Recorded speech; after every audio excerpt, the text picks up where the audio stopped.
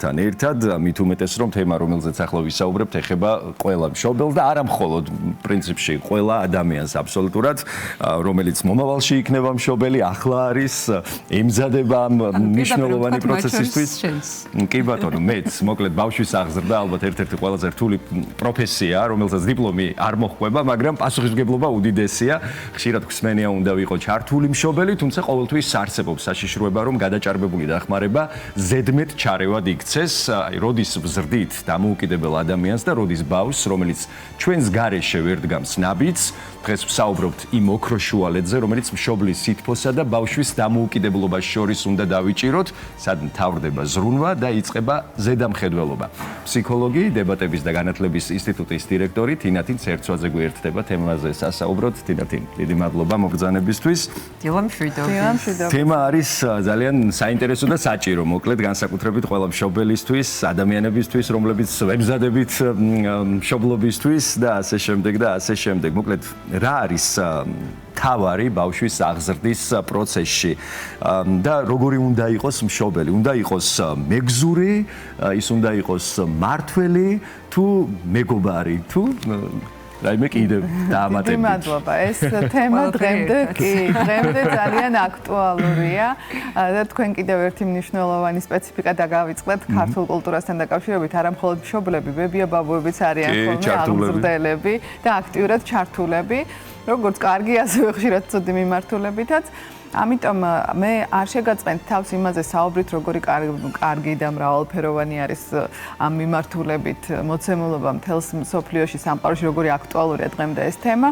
აი რა ხდება საქართველოში და როგორი სტილის აღზრდა არის ახლა მეტნაკლებად გავრცელებული. საერთოდ სხვადასხვა ტიპოლოგიებს გამოყოფენ აღზრდის და აი თქვენ რაც ბრძანეთ, მე მხოლოდ იმას შევეხები, რომ სხვა დანარჩენზე აღარ ვისაუბროთ, რაც კარგია და ოქროს შუალედია, იმაზე ვისაუბროთ.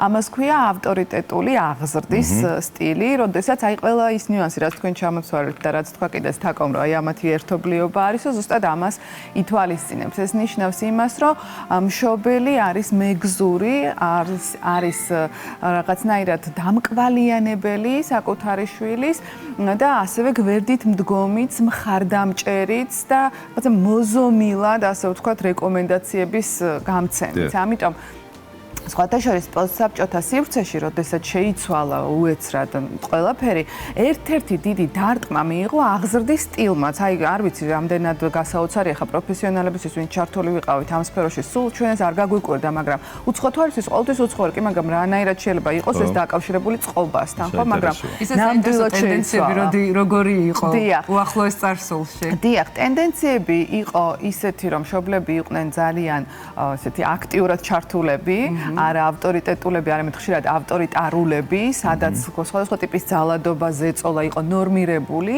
და შემდგომში უკვე ნელ-ნელა დაიწყო საზოგადოებამ გააზრება, რომ ეს არ არის კარგი. ან ხშირად ამბობდნენ, რომ მე კი ასე მეკცეოდნენ ჩემი მშობლები, მაგრამ მე ვიცი, რომ მე ასე არ უნდა მოვიქცე როგორც მშობელი და ამიტომ ამ ხრივ დაიწყეს ცვლილება. თუმცა ამ ცვლილებამ მოიტანა მერე მეორე რადიკალური მხარეც, იმიტომ რომ ჩათვალეს, რომ აბსოლუტური თავისუფლების მიცემა, ანუ ჩაურევლობა, ასე ვიტყოდი, თორე თავისუფლებაში არაფერია ცუდი, უბრალოდ უნდა იცოდე, რას ნიშნავს თავისუფლება და ასწავლო კიდეც შენს შვილს თავისუფლება.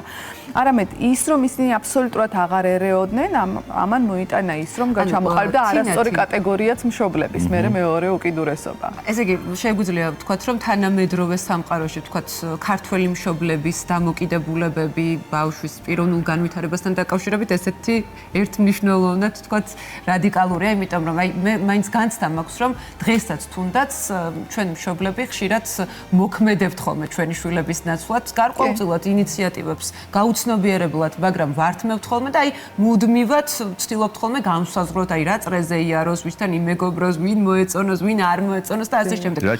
ეს რა თქმა უნდა ამას არ ვაკეთებთ ცუდის რახვებით, მაგრამ ყოველ შემთხვევაში მაინც კი, მაინც ხელის ფათური ქვია ამას სხვის ცხოვრებაში და ეს სხვა რო ჩვენ ჩვენი შვილია, აი ამ ორი სიტყვის გააზრება უჭირთ ძალიან მშობლებს და თქვენ სწორად ბრძანეთ დღეს ძალიან პოპულარულია განსაკუთრებით ბავშვების სხვადასხვა აქტივობებით დატვირთვა, იმიტომ რომ მშობლები თვლიან, რომ მათ აკლიათ რაღაცა სწავლა, განათლება თუ აქტივობა სხვადასხვა სახის, არ იძლევა ესეთი სრულშესაძლებლობა, შესაძლოა ის გარემო, სადაც ბავშვები მუდმივად იმყოფებიან და ამიტომ დამატებითი აქტივობები და რა თქმა უნდა ეს საინტერესოა მე აქ იმისთვისაც ვარ ალბათ ჩვენი პრაქტიკული გამოცდილებაც რომ გაგიზიაროთ, ხო? და რა ჩვენ მაგალითად ძალიან ხშირად გვაქვს ხოლმე სხვადასხვა ტიპის კონკურსები.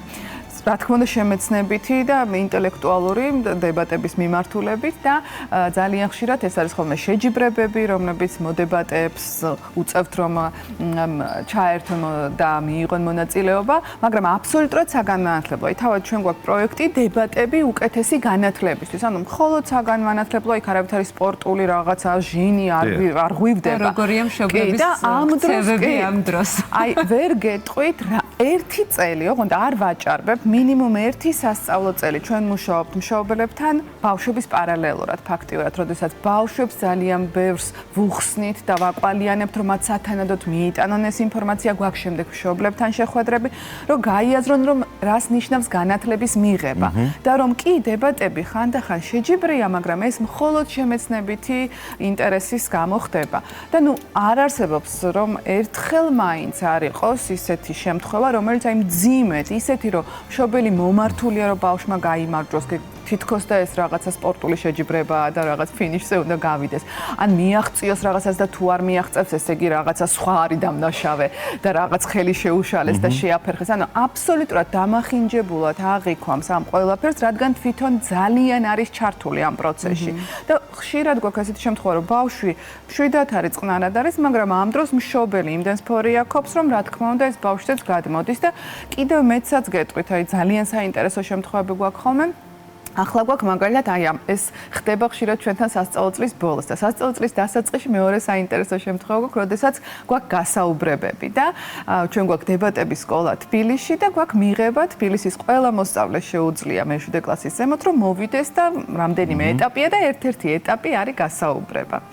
და აი ამ გასაუბრების დროს თუ ეს გასაუბრება არის ონლაინ და ხშირად ასეც არის, იმიტომ რომ ყველას დრო გაწერილი აქვს და წუთობრივად რომ ზუსტად მოესწროს ხოლმე, ძალიან ხშირად გვესმის რომ ხმა შემოდის მშობლის, რომელიც კარნახობს პასუხს. პასუხები დაგიბრუნა. მაშინ როდესაც ჩვენ შემთხვევაში სულ ამბობთ რომ არავითარი ცოდნა არ მოწმდება, ანუ ფიზიკურად ვერ უკარნახებს მშობელი, ხვდებით? ანუ ჩვენ ცოდნას არ ვამოწმებთ, ჩვენ გვაინტერესებს ბავშვის ტიპოლოგია, ჩვენ გვაინტერესებს მისი გულწრფელობა, ჩვენ გვაინტერესებს მისი ინტერესი, აი როგორ შეიძლება აქ მის მაგივრად სხვამ გვიპასუხოს. თინათინ როგორც წესი მშობლების აი ეს ზედმეტი და გადაჭარბებული ჩამრევლობა არის ხოლმე განპირობებული იქედან, რომ რაღაცნაირად მშობლები თითქოს პრევენციას ახდენენ იმისა, რომ ბავშვმა არ დაუშვას შეცდომები. ამ დროს ალბათ ძალიან მნიშვნელოვანია თუნდაც გააცნობიერონ, რომ აი თავად ის შეცდომის დაშვება, იმ შედეგის მომკა რაღაც მომენტში, რაღაცნაირად ეს იგრძნოს საკუთარ თავზე ბავშვმა და გამოსწავლოს. კი ბატონო.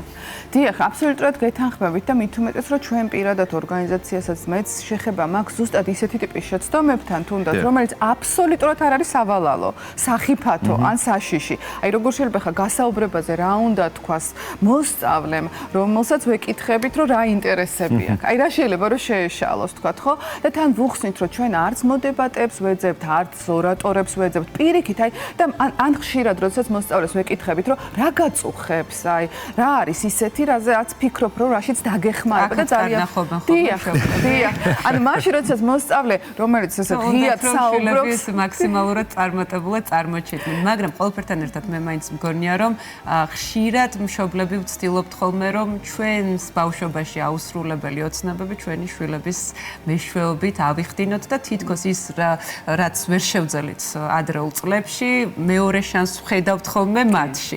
და ზუსტად ამიტომ არის ხოლმე ეს გადაჭარბებული სურვილი, რომ ყველა წრეზე იაროს, თქვათ, თვითონ იყვნენ ინიციატორები და არა ბავშვები და აი ამ მაგრამ რამდენად სწორია ეს? მთელი გაურკვევლობების კასკადი შეიძლება ითქვას. დიახ, აი ნახეთ, პროექციას ეძახიან ამას მშობლების სპეციალისტები და ძალიან ხშირად, თითქმის ყოველთვის ხდება ასე, რომ მას მას რო წარმოუდგენია და მას რაც უნდოდა, აი ზუსტად ის, აი ვერ იცეკვა და სულ უნდოდა რომ ეცეკვა და ქართულ ცეკვაზე ყოფილიყო ჩართული და აი პირველივე მომენტიდან იწყებს აი ამ მიმართულებით.